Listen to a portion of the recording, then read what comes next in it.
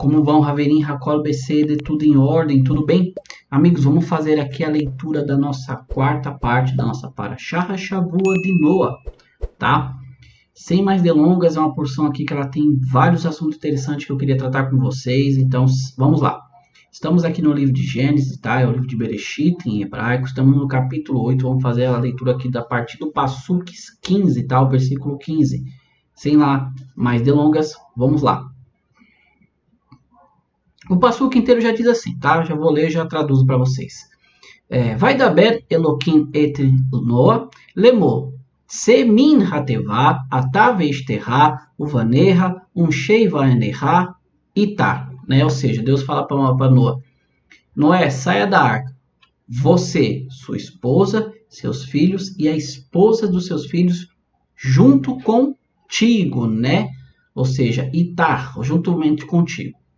Então, esse primeiro passuk aqui, ele já nos fala justamente que, em sequência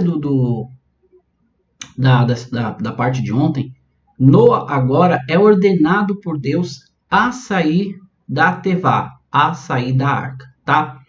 Esse aqui é um assunto bem interessante, tá bom? Mas vamos deixar para o final da nossa aula. Deus fala assim, né? Noa, sai da arca, né? Atavesteha uvaneha, você, seus filhos, cheio vaneha, e as esposas dos seus filhos. Tá? A Irashi vem aqui e comenta, você e sua esposa, juntos, marido e esposa. Aqui Deus lhe permitiu voltar a manter as relações conjugais. Tá? Como nós já vamos ver aqui nos versículos que se seguem. Então, o Rashi já comenta aqui que, assim como Deus falou lá atrás, para que quando Noé entrasse na arca com sua esposa, seus filhos, suas esposas, para eles não manterem relações, assim também agora quando Deus fala para eles saírem da arca, Deus está falando, vocês voltem a ter relações para vocês procriarem. É o que nós já vamos ver no versículo aqui seguinte. O versículo 17, ele já diz assim, ó, todo animal que está contigo, de toda a carne das aves, e de todos os animais, e de todo rastejante que rasteja sobre a terra, tire consigo. E procriarão na terra e se frutificarão, e se multiplicarão sobre a terra. Então, a primeira mitzvah que Deus dá, o primeiro mandamento que Deus dá para Noé, quando ele sai da arca, é justamente o que? Multiplica, se proliferem, não só você, como os animais. Daqui Rashi ele também comenta, olha só que interessante, né? Rashi ele fala que, na verdade, a ordem, a proibição de Deus em relação a esse relacionamento dentro da arca no período do Malbu, no período do dilúvio, também se aplicava aos animais. Que assim que quando os animais saíram, Deus também ordenou que eles viessem multiplicar, ou seja, os animais também foram ordenados por Deus a eles não terem relação dentro da arca, dentro da Tevá, tá? Tem uma mensagem interessante aqui que Rashi ele traz dentro do hebraico, tá? Justamente quando fala aqui que rasteja sobre a terra, tire consigo, tá? E aqui está escrito justamente assim, ó, Havetse, tá? Aí Rashi fala assim, está escrito Hotse, né? Mas deve se ler Haitse, tá? Haitse significa diga-lhes que eles devem sair. Hotse significa se não quiserem sair, você os tira do ar. Então Rashi traz esse jogo de palavras aqui, justamente, se você ler aqui no hebraico comigo, como tá assim, né? Haromesh al-Harit Havetse, né? Então, justamente está falando, aí ele coloca aqui entre colchetes, Ha-Ye-Tse, tá? Justamente para dar essa conotação, como o Rashi está dizendo aqui, que está escrito Hotse, mas deve se ler Ha-Tse. Aí ele fala que Hotse significa que eles não quiserem sair, você deve tirá-los. Se os animais não quisessem sair, Noé tinha que tirá-los, tá? O versículo 18 continua. Noé saiu da arca, juntamente com seus filhos e sua mulher, e as mulheres de seus filhos. Todo animal, todo o réptil e todo pássaro, tudo que rasteja sobre a terra saiu da arca de acordo com sua família. Você está vendo aqui como são 3 passuk que ele praticamente se repete um assunto? Vamos ver comigo aqui o que se repete? Olha só, Deus fala já para Noé, para ele sair da arca com a sua esposa, seus filhos e a esposa de seus filhos. Aí Deus fala, todo animal que está contigo, né, todas as aves dos céus, animais rastejantes, que rastejam sobre a terra. Aí dá a ordem para procriar. E novamente Deus fala: Noa saiu da arca juntamente com seus filhos, suas mulheres e mulheres de seus filhos. Aí o versículo 19 fala de novo: todo animal, todo réptil, todo pássaro, tudo que rasteja sobre a terra saiu da arca de acordo com suas famílias. O que tem de interessante nesses três passucos esses três versículos que falam que os animais saíram juntamente com Noé, é o final desse último versículo 19, que fala assim: saiu da arca de acordo com suas famílias. Tá? E Atse, Umi, Hatevá, eles saíram ali da arca, né?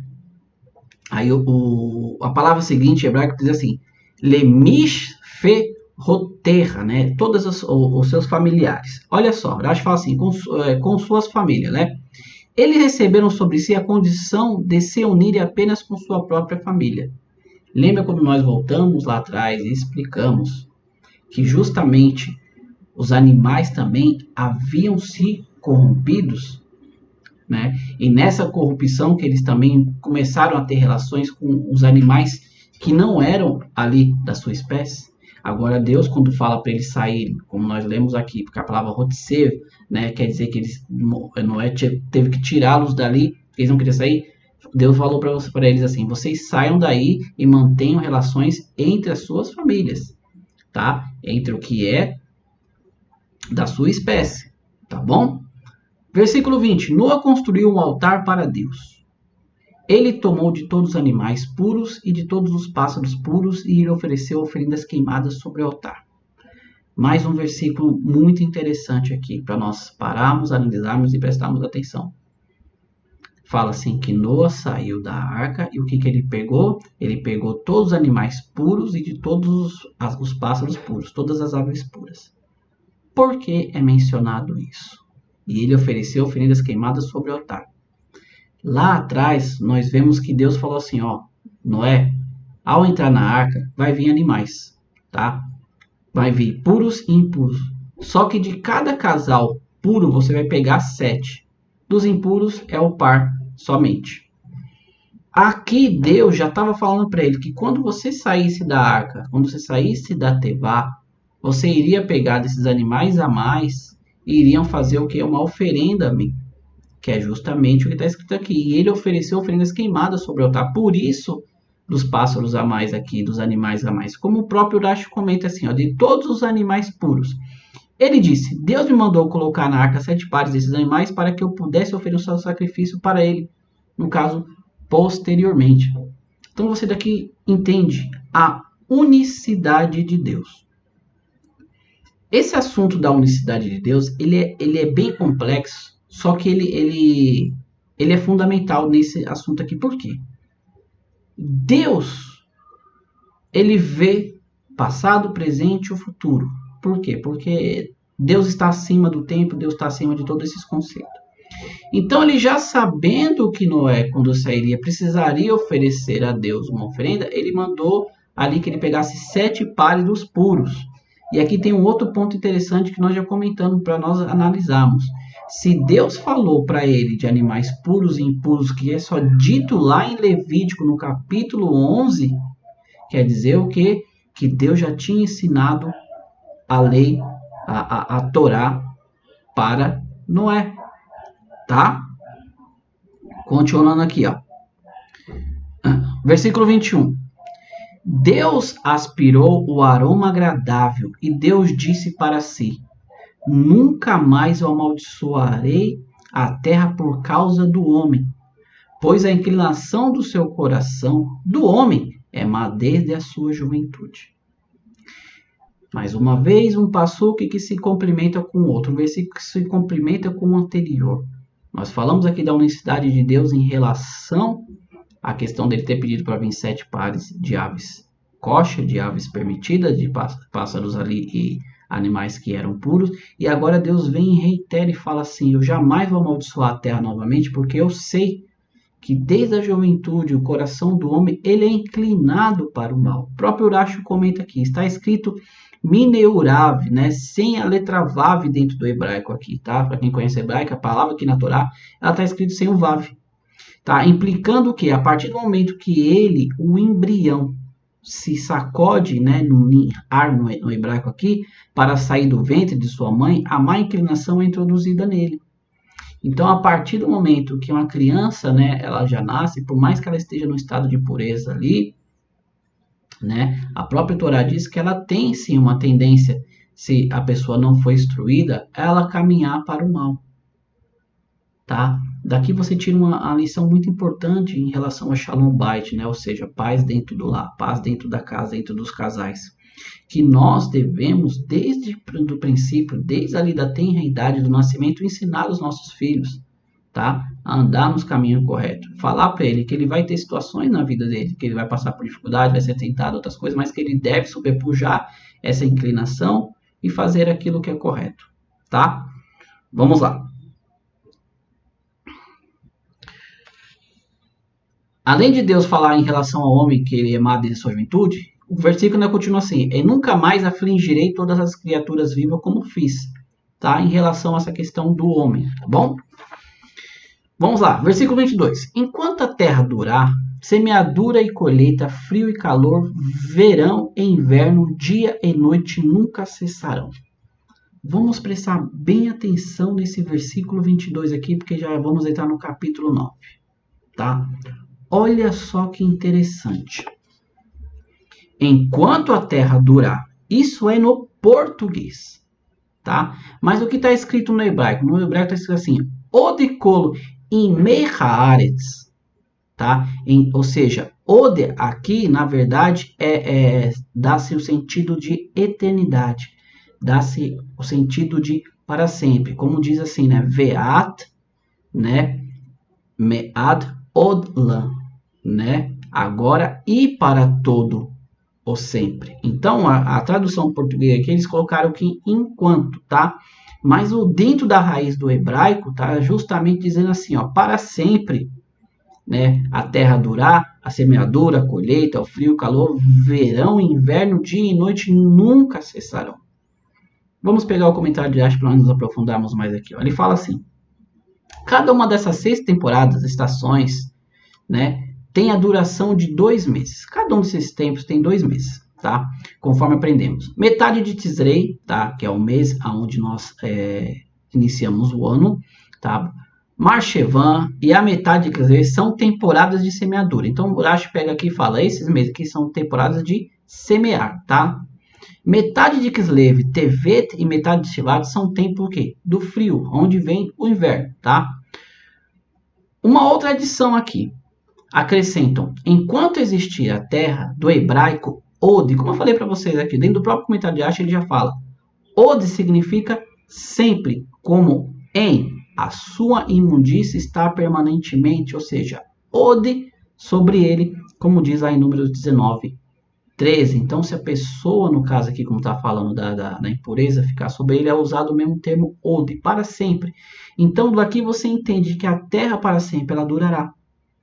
Tá? Então, toda essa história de Apocalipse, não sei o que, não tem base nenhuma dentro da Bíblia, não tem base nenhuma dentro da Torá. A terra ela vai permanecer, vai vir inverno, verão, tá? Vai vir frio, calor, tempo de colheita, tudo vai continuar como sempre foi. O que vai se mudar dentro dessas questões são a questão do relação do ser humano em si, tá?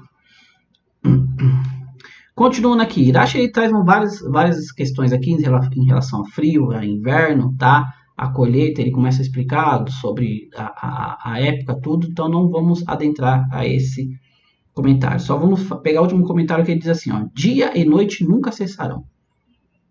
Daqui pode-se deduzir que eles deixarão de ocorrer durante o dilúvio.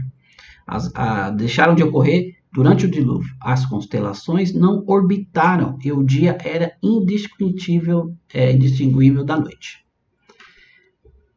Quando Deus está mencionando aqui que noite e dia, né, sempre vai existir, ou seja, nunca vai cessar, vão sempre continuar, Rashi tira daqui justamente uma interpretação interessante. Ele fala que enquanto Noé e sua família estavam dentro da tevá, dentro da arca, não existia distinção de dia e de noite.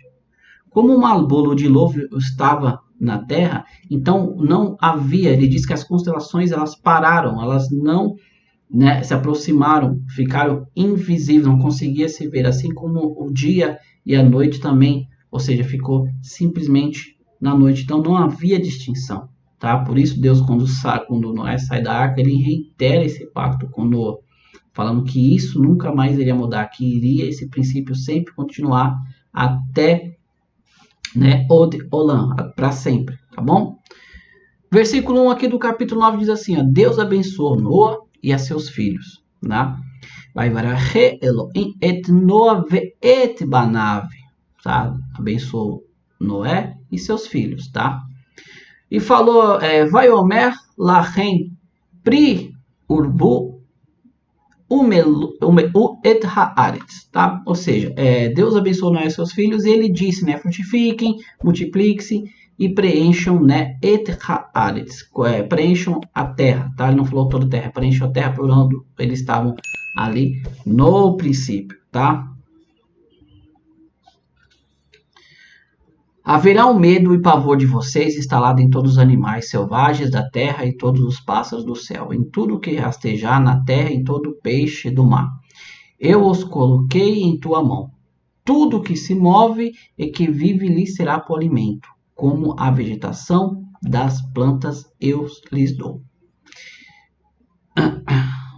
Ele vem e fala, né, que todos os animais aqui, todos os pássaros ficariam com medo do homem. Aí ele vem e fala, tudo que se move e que vive lhe será por alimento como vegetação das plantas e eu lhes dou tudo. Olha só que interessante essa parte aqui. Porque não permiti a Adão comer carne, apenas vegetais, mas vocês eu lhe dei tudo, assim como vegetação que permiti para o primeiro homem. Em contraste com Adão, que Deus falou que toda a vegetação, os frutos das árvores, seria para alimento deles, dos animais, agora Deus faz com Noa uma nova aliança, né? Na verdade, não é uma aliança, ele permite que Noé possa vir a comer também das partes da carne dos animais. Por que eu falei partes? Porque aqui tem uma questão dentro da lei das 7 leis que foram dadas a Noé em relação àqueles que não são judeus, tá? Eu já vou comentar com vocês sobre isso daqui, tá? Aí vem e fala assim, não obstante, vocês não podem comer a carne ou o seu sangue enquanto ainda estiver vivo. Justamente sobre isso aqui. Esse aqui é uma das 7 leis que foram dadas a Noé, tá? Uma das 7 leis que foram dadas a Noé. E essas leis, elas são aplicadas a quem não é judeu. Por isso se dá o título Benei Noé, filhos de Noé. A descendência de Noé, a descendência de onde veio o povo judeu, veio de Shem, que era um dos filhos de Noé. Tá? Então, quando se fala aqui sobre essas 7 leis, é uma lei que quem não é judeu, ele tem que cumprir. Tá? Tá, a maioria não é judeu, a maioria é Benei Noé. A maioria tem que cumprir essa lei. Que lei? Eu não posso, em hipótese alguma, pensar em comer a carne de um animal enquanto ele está vivo. Tá? Esse aqui é um assunto bem interessante, porque você vai fazer o quê? Você vai arrancar e vai comer? Não é só disso que a Torá está falando. A Torá está falando o quê? Se você come a parte do animal, vamos supor, a coxa de um frango, a asa de um frango, aquele frango ele está vivo. Você vai e come enquanto ele está vivo, mesmo passando o seu tempo, você sabe dele, você está caindo nessa lei aqui, você está encarindo no não cumprimento dessa lei. Tá? Então, todas essas alimentações que hoje tem aí, que você cozinha um animal vivo, partes que o animal está vivo, você come, é extremamente proibido. Isso aqui não é para judeu, não só para judeu, isso aqui é para todos, porque fazem parte das 7 leis que Deus deu para Noé, tá?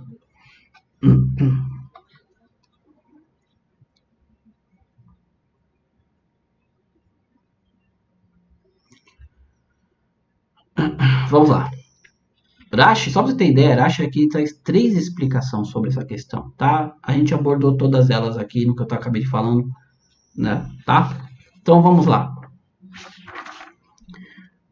Versículo 5 fala assim: Porém, eu cobrarei o sangue de suas próprias vidas. Eu cobrarei de todo animal, do homem, da mão do homem e da pessoa com seu irmão. Eu cobrarei a vida deste homem. Olha só que interessante. Só um minutinho, deixa eu só dar uma pausa aqui rapidinho.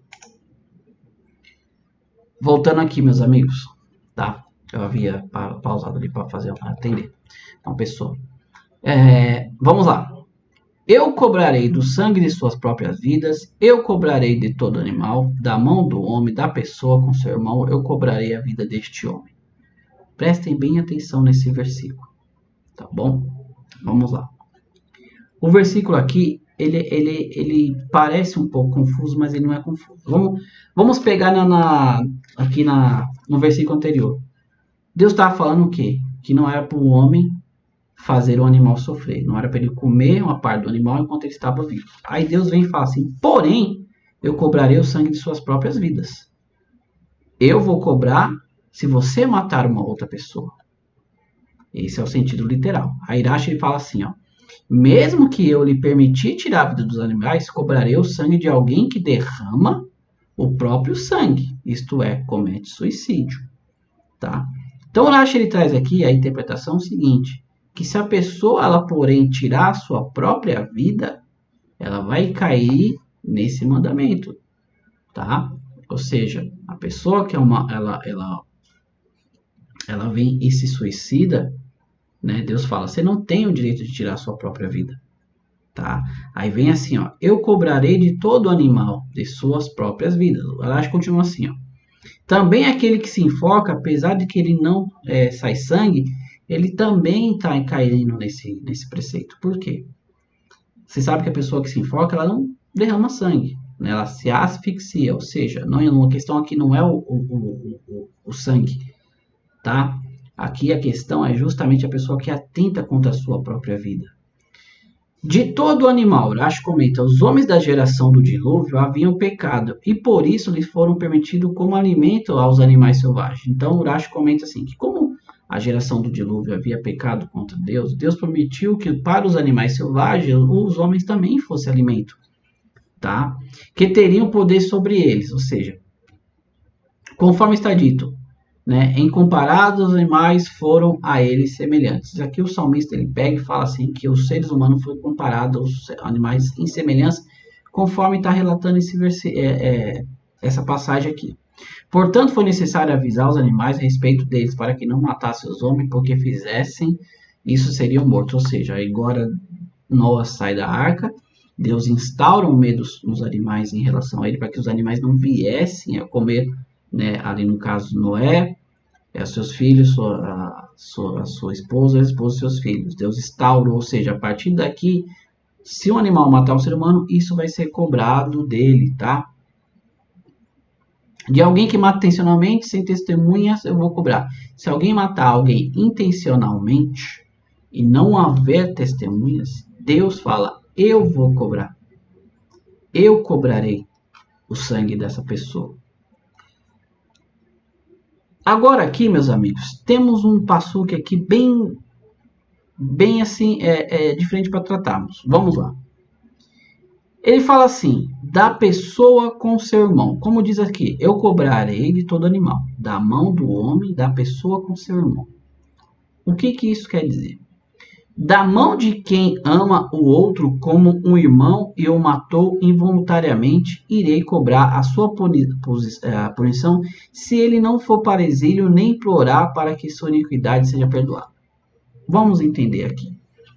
Rashi ele fala assim, quando esse último versículo fala aqui, né, do caso do seu irmão, né, ou seja, Rashi interpreta como uma pessoa próxima, alguém que você ama. Se você acidentalmente, não intencionalmente, tirou a vida de uma pessoa assim, sem querer, e você não se exilar, você não sentir remorso, lembra que lá na frente nós falamos sobre as cidades de refúgio? Quando alguém matava alguém não intencionalmente, ele tinha que fugir para lá, para que o vingador de sangue da pessoa, né, no fúria, ele não viesse a matar, ele ficava naquela cidade ali, enquanto o sacerdote estivesse lá, até que aplacasse a fúria da pessoa que perdeu o ente querido ali, até ela entender que aquela pessoa não tirou a vida daquela pessoa porque aquilo foi um acidente. Aqui dá-se a entender praticamente a mesma coisa. Se a pessoa, sem querer, tira a vida de alguém, só que ela não se exila, ela não se arrepende, Deus fala, eu vou cobrar dessa pessoa, tá? Pois mesmo o pecador involuntário necessita de expiação. Assim, se não houver testemunhas para condená-lo ao exílio, ele não se humilhar, então Deus cobrará dele, como ensinaram o nosso mestre abençoado da memória a respeito do versículo.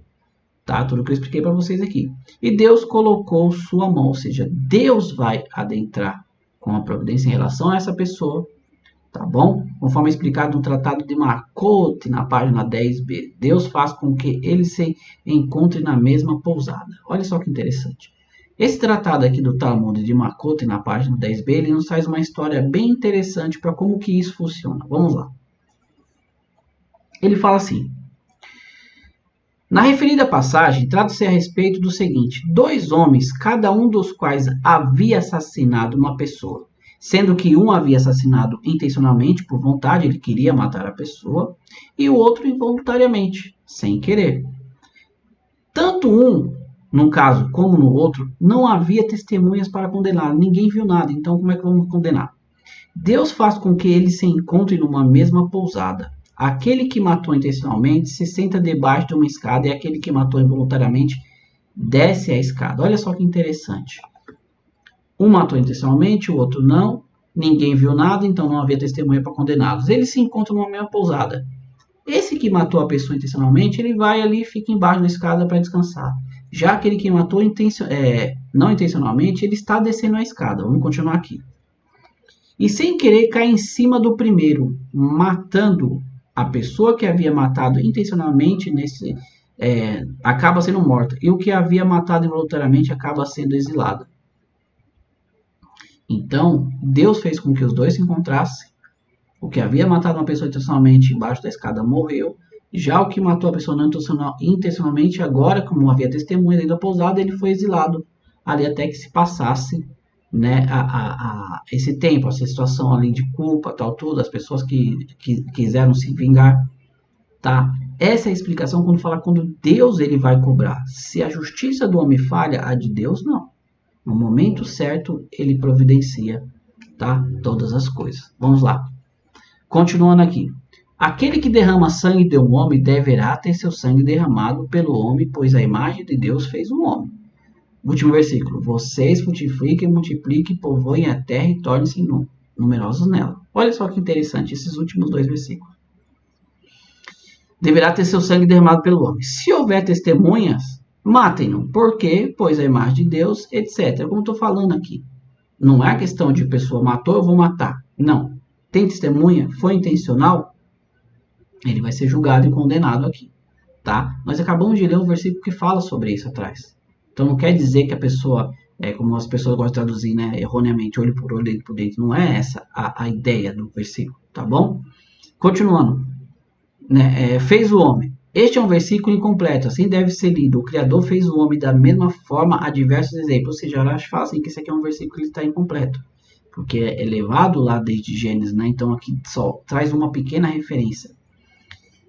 E o versículo, né, sobre o versículo 7, ele fala assim: vocês frutifiquem e multipliquem. De acordo com o significado simples, a primeira vez na qual este texto aparece é lá em Gênesis 9, no capítulo 1, versículo 1, que foi uma bênção de Deus. Aqui, quando o texto é repetido, reaparece, é um mandamento. Lá foi uma bênção de Deus. Quando Deus tirou Noé ali da arca com sua esposa e seus filhos e suas esposas, foi o quê? Uma bênção. Deus multipliquem, né, e enche a terra. Já quando Deus repete aqui no versículo 7, vocês frutifiquem, multipliquem, povoem a terra, já é uma mitzvah, já é uma ordenança. De acordo com a interpretação do Midrash, esse texto foi trazido aqui para comparar aquele que não se empenha em procriar com aquele que derrama sangue. Olha só que interessante, né? Nada na Torá ela é redundante, ela tem um significado. Então Deus fala aqui para Noé: vocês agora multipliquem e enchem a terra. Se você não faz isso, você é comparado àquele que derrama sangue, tá? Porque se você não procria, a sua geração ela acaba, tá? Então tem toda essa questão aqui dentro da Torá sobre a questão de crescer e multiplicar-vos, tá? Amigos, esse aqui foi o nosso último passo, que é o nosso último versículo dessa porção, tá bom? Eu espero que vocês todos tenham entendido, tenham compreendido, tá? Se alguma coisa não ficou clara, tem os comentários aí, pode perguntar, tá? A gente procura estar respondendo todos aqui, tá bom? No demais, meu amigo, Bekol Tov, tudo de bom, Atzlahá, sucesso sobre a sua vida, Parnassá, que é o sustento vindo da parte de Deus, tá? Sobre você, sobre a toda a sua família. Você que ainda que não é inscrito, chegou aqui, caiu de paraquedas, como diz, deixe seu like, se inscreva, compartilhe esse conteúdo, nos ajude a divulgar cada vez mais Torá aqui no YouTube. No demais, Mashiach se revela ainda hoje, construa o terceiro Beit HaMikdash e possamos todos estar lá em Jerusalém para fazer o serviço novamente a Deus. Amém e amém. Amigos, toda Arabá, se Deus quiser, amanhã estaremos aqui de novo com a quinta parte dessa paraxá, tá? Se não, que Mashiach vier, estaremos lá em Jerusalém. Toda Arabá, mais uma vez, muito obrigado, tá? E Lehitraot, nos vemos no próximo vídeo. Tchau, tchau, amigos. Tchau, tchau.